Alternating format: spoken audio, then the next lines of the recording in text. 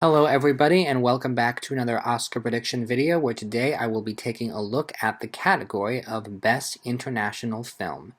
Now, this category, there's not a whole lot to say. The winner has been set in stone now for some time, as it kind of has been for the past few years with this category. As you'll see, there is a bit of a trend here where there's not a ton of competitiveness going into the winner due to the way that the Academy has been more open with rewarding international features outside of this category, which for the record is great and it's very exciting, but it does come with the side effect of making this category very easy to predict year after year, so I really don't need to waste too much time with this prediction video because the answer is fairly obvious, but let's just get right into it.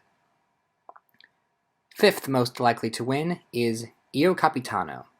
So this film is from Italy, and Italy actually has the record of the most wins and nominations in this category, I believe. 33 nominations and 14 wins. Now, this movie, Il Capitano, was considered a surprise nominee. It had not gotten on at most of the precursors, and for a lot of people, it is the one that came out of nowhere. And the film tells the story about two teenagers who are refugees trying to escape poverty. And those who have seen it have said it's very good and that it's very timely, but it just feels like it's too small. Like, this is a movie that most voters have either not heard of or not seen, and I think the other movies in this category have a little bit more pedigree behind them. So, good movie, solid nomination, not gonna win. Fourth most likely to win is The Teacher's Lounge. So this movie is from Germany, and you'll notice that a lot of these countries are countries that are very, very well represented by the Oscars. They didn't go too far outside of their comfort zone for this one, and Germany has won this category 3 times, including just last year for All Quiet on the Western Front, and they have received a total of 13 nominations. And this movie basically tells the story of teachers who are realizing that there is some theft going on at the school and starting to investigating it, and there's this conspiracy that happens. It's funny because from everything I've heard, there seems to be this general reaction of, ooh, I really liked it right up until the ending, and the ending kind of ruined it for me, which is why I was not predicting it to get nominated, but it got on, so that shows what I know. I think there's enough people that like it, enough people that support it, but it just, compared to some of the other international films this year, this is not one that is hugely popular, so I don't think it has any realistic chance at winning. Third most likely to win is Perfect Days. So this is another one that I was not predicting to be nominated. Way back when I released my final Oscar nomination predictions, I went 2 for 5 in this category. So this movie is from Japan. It's from Japan! Be more chill clip. Japan, of course, very well represented, has been nominated 18 times, has won 5 times. And looking at this movie, it's funny, the reason I was not predicting it to get on is because it's not... Japan actually had a lot of very popular movies this year, including Boy and the Heron and Godzilla Minus One, and I remember thinking that if Japan had submitted either one of those, they would have a better shot at the nomination, but whatever, somehow this one did get on, and this one is well respected, directed by Wim Wenders, sort of looking at this private life of a toilet cleaner, apparently. It's better than it sounds, from what I understand. But, I mean, Japan has had a good year in between this, Boy and the Heron, and Godzilla, and the other 2 movies are represented in other categories. But I don't know. This one, you hear the premise, it's a bit of a hard sell. The nomination, people were kind of predicting it, kind of weren't. At the end of the day, it's just not the front runner. It's not the super popular one in this category, so it's not going to win. Second most likely to win is Society of the Snow. So this movie is a bit of a bigger deal. It is Spain's submission, and Spain has been nominated 21 times and have won 4 times.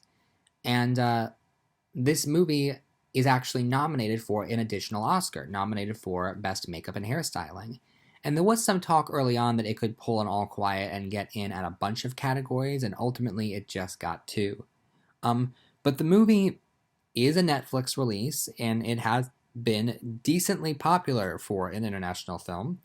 And it is based on this true story that had previously been adapted for film, but they had whitewashed that movie somewhat, and then this movie is the more faithful adaptation.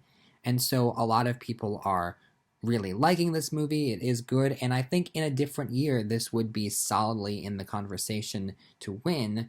But unfortunately, this happened to be a really, really good year for international features, and even though this one on paper would be a solid contender, there, unfortunately for it, is a bigger film that is taking all of the credit. Number 1 most likely to win is The Zone of Interest. So this movie is from the UK, which is actually by far the least representative of the countries here. Believe it or not, UK has only been nominated 3 times, including this film, and has never won, which seems odd until you factor in that there's all of these big Best Picture contenders from Britain that are made every year that are in English, and the country is probably more focused on pushing those movies for Oscars than any non-English language film. And this movie, well, it's up for Best Picture. And that's all that I basically need to say. This happens every single year. If you look, ever since 2017, where A Fantastic Woman won, look at the past 6 winners: Roma, Parasite, Another Round, Drive My Car, All Quiet on the Western Front, and now Zone of Interest. Of those 6 movies, 5 of them were up for Best Picture, and the only one that wasn't was up for Best Director.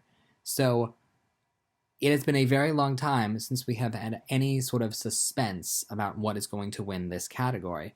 And what's so funny is that for a while, for the past few years, you've heard me, if you've seen my other videos, I was like, I feel like any year now, we're going to have 2 non-English language films up for Best Picture.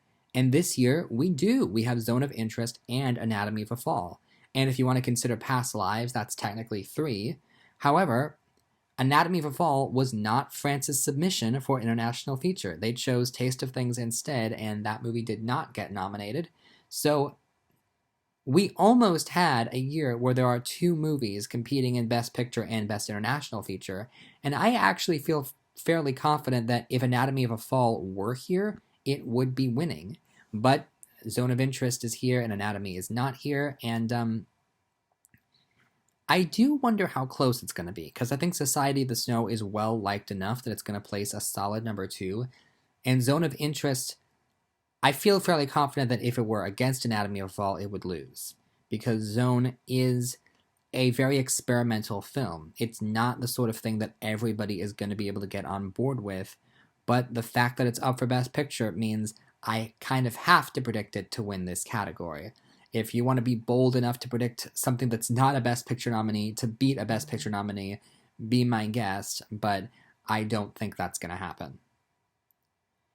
So yeah, that is basically all I have to say about that. Thank you so much for watching, and tune in next time where I will be taking a look at the category of Best Film Editing. See you then.